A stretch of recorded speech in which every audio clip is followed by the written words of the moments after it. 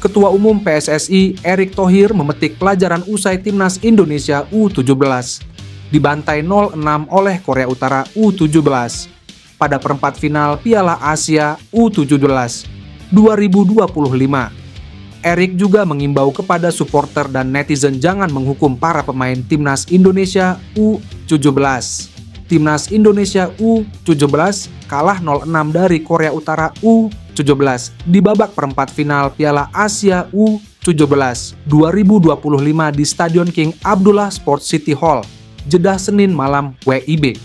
Meski kalah telak, Erick tetap salut atas prestasi yang ditorehkan Timnas Indonesia U17 di Piala Asia U17 2025.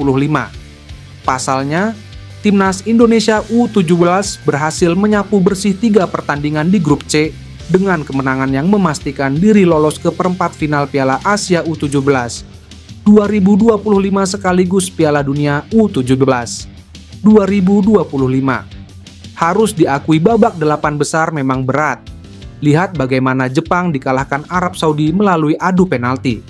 Lalu kemunculan kekuatan baru, model pembinaan berkelanjutan seperti itulah yang harus kita temukan agar bisa seperti Jepang, Korsel, dan kini Uzbekistan, kata Erick. Erick pun tetap meminta para pemain dan tim pelatih kembali ke tanah air dengan kepala tegak karena mampu berkompetisi dengan baik dan meraih tiket ke Piala Dunia U17 November mendatang di Qatar melalui babak kualifikasi. Bahkan, secara khusus, ia juga meminta pecinta bola dan netizen jangan menghukum pemain karena kalah, atau membuli, bahkan memecah belah pemain serta tim pelatih. Atas dasar itu, Erick menyatakan akan memberikan perhatian lebih kepada Timnas Indonesia U17 menuju Piala Dunia U17. Erick juga menegaskan PSSI tidak bisa berhenti dalam menjalankan program pembinaan prestasi para pemain muda Indonesia. Penyerang keturunan Mauro Zijlstra mengaku dirinya menunggu lampu hijau PSSI untuk menjalani proses naturalisasi dan bergabung Timnas Indonesia. Bomber muda milik FC Volendam itu memang sudah mengirimkan dokumen-dokumen miliknya ke Federasi Sepak Bola Indonesia itu sejak tahun lalu. Bahkan nama Mauro Zijlstra terpampang jelas di meja kerja Sekjen PSSI Yunus Nusi dalam secari kertas mengenai daftar pemain yang akan dinaturalisasi. Meski sudah mengirimkan dokumen dan namanya masuk dalam daftar naturalisasi pemain, hingga kini belum ada titik terang mengenai kapan proses naturalisasi Mauro Zijlstra akan dilakukan. Nah, baru-baru ini akun Instagram yang kerap memberitakan pemain-pemain keturunan, yakni Half-Blood Indonesia, melakukan wawancara dengan striker berusia 20 tahun itu. Dalam wawancaranya, Mauro Zijlstra menuturkan bahwa dirinya hanya tinggal menunggu lampu hijau dari PSSI untuk terbang ke Indonesia dan melakukan proses naturalisasi. Ya, dokumen sudah siap, tapi menunggu lampu hijau dari PSSI untuk terbang ke Indonesia, ujar Mauro.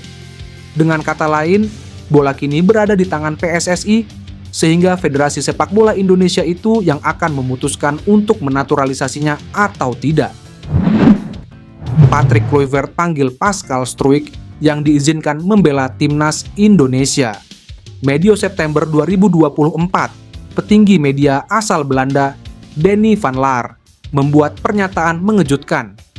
Di channel YouTube medianya, Voetbal Premier, Denny van Laar mengatakan bek Leeds United tersebut diizinkan membela Timnas Indonesia. Hanya saja, tidak diketahui secara pasti apa arti diizinkan yang dimaksud di sini. Dan seseorang yang tidak banyak disebutkan yakni Pascal Struijk diizinkan bermain untuk Indonesia.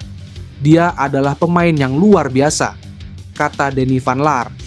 Apa yang disampaikan Denny van Laar tentang Pascal Struijk bisa jadi sebuah kode bahwa PSSI sudah melakukan pendekatan kepada bek yang memiliki harga pasar 15 juta euro atau sekira 252,7 miliar rupiah tersebut.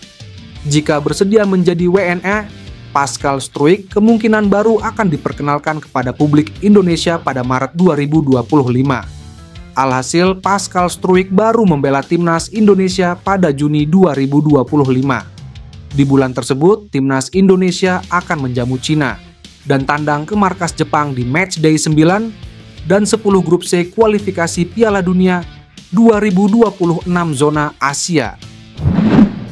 Pelatih Timnas Indonesia U17, Nova Arianto, mengapresiasi dukungan supporter untuk Garuda Muda di babak penyisihan Piala Asia U17 2025. Ia mengucapkan terima kasih. Timnas Indonesia U17 menjadi salah satu tim Piala Asia U17 2025 dengan supporter paling banyak di babak penyisihan. Garuda Muda selalu mendapatkan dukungan dari pendukungnya di stadion. Berkat dukungan supporter, Timnas Indonesia U17 bisa menjadi juara grup C Piala Asia U17 2025. Garuda Muda menyapu bersih 3 laga dengan menang 1-0 atas Korea Selatan, 4-1 atas Yaman, dan 325-20 atas Afghanistan. Pastinya saya ucapkan terima kasih atas support yang luar biasa selama kita menjalani pertandingan di fase grup, ujar Nova. Dukungan supporter membuat Timnas Indonesia U17 lolos ke babak perempat final Piala Asia U17 2025.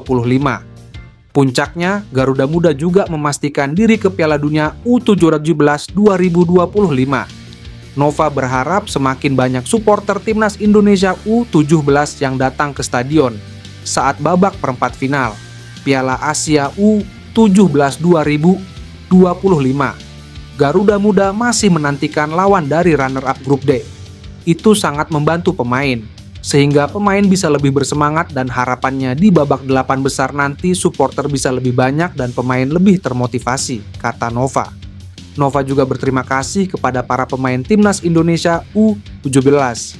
Garuda Muda turun dengan mayoritas lapis kedua tapi tetap menang 2-0 atas Afghanistan pada Jumat dini hari WIB di Stadion Prince Abdullah Al Faisal Stadium.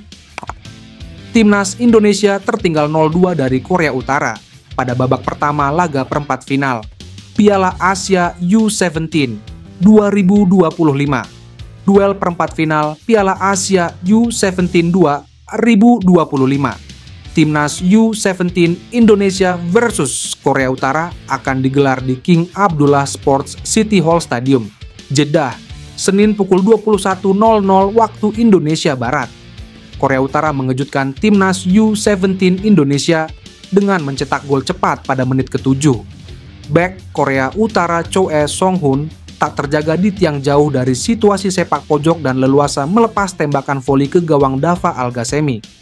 Korea Utara kemudian menggandakan kedudukan pada menit ke-20. Suatu bola lambung ke tengah kotak terlarang Garuda Asia membuat kemelut. Bola kemudian jatuh ke Kapten Kim Yoo-jin yang melepas tembakan keras ke gawang Dava. Bola masuk walau Matthew Baker berupaya memblok bola. Timnas U17 kemudian kesulitan mengembangkan permainan di bawah tekanan para pemain lawan yang secara fisik lebih besar dari skuad Garuda Asia. Tim lawan yang sudah merasakan 2 kali juara Piala Asia U17 tersebut memenangi banyak duel 1 lawan 1 kontra para pemain merah putih.